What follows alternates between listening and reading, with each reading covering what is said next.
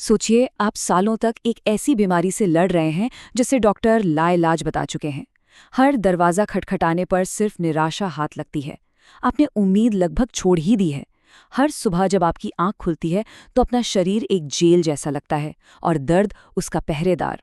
दिन और रात में कोई फर्क महसूस नहीं होता, बस तकलीफ, दवाइयाँ और उन डॉक्टरों के चेहरों का एक अंतहीन सिलसिला, जिनकी आंखों में आपके लिए सहानुभूति तो थी, पर कोई समाधान नहीं। मैंने मान लिया था कि मेरी कहानी का अंत इसी बिस्तर पर, इसी लाचारी में लिखा जाएगा। लेकिन अगर मैं कहूं कि जिस ताकत ने मुझे इस बिस्तर से खड़ा किया वो कोई दवा या डॉक्टर नहीं था, तो फिर वो कौन है जो चंगा करता है? यकीन मानिए, इस कहानी का जवाब आपको हैरान कर देगा। मेरी ये कहानी आज से कई साल पहले शुरू हुई थी। चलिए देखते हैं कि कैसे एक मामूली सी थकान एक ऐसी लड़ाई में बदल गई जहां अपना ही शरीर सबसे बड़ा दुश्मन बन गया था। देखिए, पहले तो बस हल्की सी थकान रहती थी, जिसे मैंने काम का बोझ समझकर नजरअंदाज कर दिया। पर धीरे धीरे ये थकान एक गहरे दर्द में बदल गई। एक ऐसा दर्द जो मेरे पूरे शरीर में फैलने लगा था।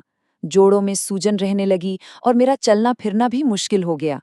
कुछ ही महीनों के अंदर मैं, जो कभी पहाड़ों पर ट्रेकिंग के सपने देखता था, अपने घर के बगीचे तक जाने में भी हांफने लगा था। हमने शहर के सबसे बेहतरीन डॉक्टरों को दिखाया। अनगिनत टेस्ट हुए, एक्सरे, एमआरआई, खून की न जाने कितनी ही जांचें। आखिर में डॉक्टरों ने एक बड़ी मुश्किल सी बीमारी का नाम बताया, एक ऑटो इम्यून डिसऑर्डर। मतलब सोचिए, शरीर की अपनी ही सेना, अपनी ही रक्षक प्रणाली खुद के खिलाफ ही जंग छेड़ चुकी थी। और फिर उन्होंने वो शब्द कहे जो कोई नहीं सुनना चाहता। देखिए, ये लाइलाज है। हम बस आपके दर्द को कुछ हद तक काबू में रखने की कोशिश कर सकते हैं। ये सुनना मेरे और मेरे परिवार के लिए किसी मौत की सजा से कम नहीं था। लाइलाज, ये एक शब्द मेरे भविष्य पर एक काले बादल की तरह छा गया था। घर की हंसी खुशी को एक अनकहे डल और खामोशी ने निगल लिया था। मैं सिर्फ शारीरिक तौर पर ही नहीं, बल्कि दिमागी और भावनात्मक तौर पर भी पूरी तरह टूट चुका था। जब मॉडर्न साइंस ने, आप कह सकते हैं, हाथ खड़े कर दिए, तब एक ऐसे सफर की शुरुआत हुई जहां हर दरवाजे पर उम्मीद लेकर जाया गया, लेकिन हर जगह से सिर्फ निराशा ही हाथ लगी। एलोपैथी के बाद हमने आयुर्वेद की ओर रुख किया। महीनों तक कड़वी जड़ी बूटियां खाईं, होम्योपैथी की मीठी गोलियों में उम्मीद तलाशी। किसी ने एक मशहूर हकीम का पता दिया तो हम मीलों का सफर तय करके उनके पास भी पहुंचे। किसी ने कहा कि फलाना दरगाह पर चादर चढ़ाने से मुराद पूरी होती है, तो हमने वो भी किया। मैंने व्रत रखे, घर में पूजा पाठ करवाए और न जाने कितने ही धार्मिक रीति रिवाजों का पालन किया। लेकिन कुछ भी काम नहीं आया। हर नई कोशिश के साथ उम्मीद की एक छोटी सी लौ जलती और कुछ ही हफ्तों में वो भी बुझ जाती। मेरा शरीर किसी भी इलाज पर कोई प्रतिक्रिया नहीं दे रहा था। हालत बद से बदतर होती जा रही थी। अब मैं लगभग पूरी तरह से बिस्तर पर था। मेरे हाथ पैर इतने सूज चुके थे कि मैं खुद से एक गिलास पानी तक नहीं उठा सकता था। और फिर वो दिन आया जब मेरे डॉक्टर ने मेरे परिवार को किनारे ले जाकर कहा, अब हम और कुछ नहीं कर सकते। विज्ञान की सीमा यहीं तक है। इन्हें घर ले जाइए और बस इनकी सेवा कीजिए। उन शब्दों ने मेरे अंदर बची खुची हिम्मत को भी कुचल दिया। हमारी सारी जमा पूंजी मेरे इलाज में लग चुकी थी। उम्मीद नाम की कोई चीज़ बची ही नहीं थी। मैंने मौत को स्वीकार कर लिया था और बस उसके आने का इंतजार कर रहा था। उसी घोर निराशा और अंधेरे के बीच उम्मीद की एक ऐसी किरण दिखाई दी जिसकी मैंने कभी कल्पना भी नहीं की थी। एक दिन मेरा एक पुराना दोस्त मुझसे मिलने आया। उसने मेरी हालत देखी, मेरे परिवार का दर्द महसूस किया और फिर बहुत धीरे से पूछा, मैंने सुना कि तुम हर जगह होकर आ गए, पर क्या तुमने कभी यीशु से प्रार्थना की है? सच कहूं तो पहले तो मुझे गुस्सा आया, चिड़चिड़ाहट हुई। जब कोई दवा, कोई भगवान काम नहीं आया तो ये एक नया नाम क्या कर लेगा? मेरे दोस्त ने मुझसे कोई बहस नहीं की।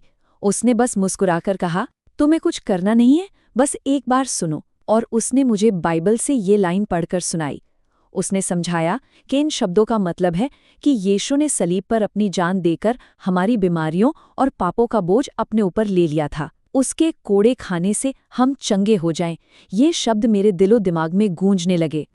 दोस्त के जाने के बाद मैं कई दिनों तक उन्हीं शब्दों के बारे में सोचता रहा। वैसे भी मेरे पास खोने के लिए अब कुछ बचा नहीं था। उस रात जब दर्द अपनी चरम सीमा पर था, मैंने पहली बार हिम्मत करके आंखें बंद की और मन ही मन में कहा, यीशु, अगर तुम सच में हो तो मुझे इस दर्द से आज़ादी दो।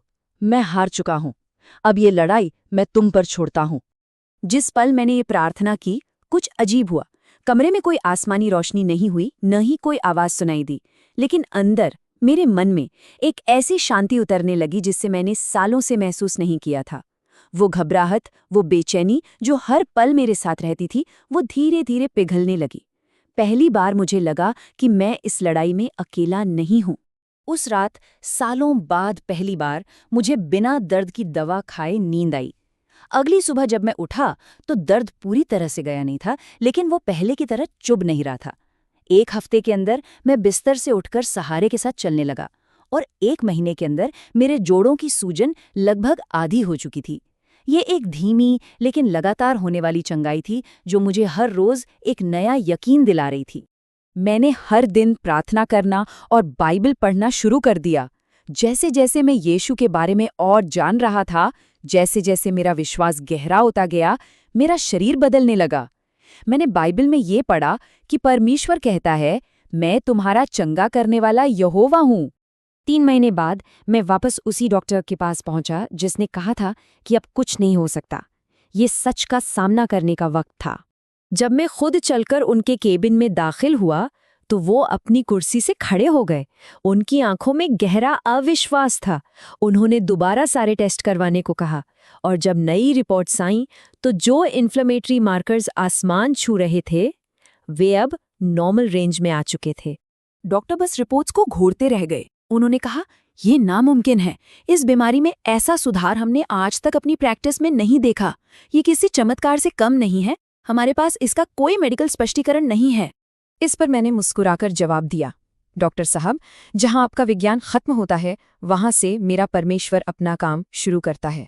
मुझे उस यीशु ने चंगा किया है जिस पर मैंने भरोसा किया। तो शुरुआत में जो सवाल था कि चंगा करने वाला कौन है, इस अविश्वसनीय यात्रा के बाद मेरा जवाब बिल्कुल स्पष्ट और निश्चित है, यीशु मसीह। आज अगर कोई इस कहानी को सुन रहा है और किसी ऐसी ही लाइलाज बीमारी, दुख या गहरी निराशा से गुजर रहा है, तो बस इतना ही कहना है, हिम्मत मत हारिए। मैं उस अंधेरे में रहा हूँ। हो सकता है कि आपने भी हर दरवाज़ा खटखटा लिया हो सकता है कि दुनिया ने आपको जवाब दे दिया हो, लेकिन एक दरवाज़ा है जो हमेशा खुला रहता है। बस एक बार अपने पूरे दिल से यीशु को पुकार कर देखिए, वो आज भी चमत्कार करते हैं।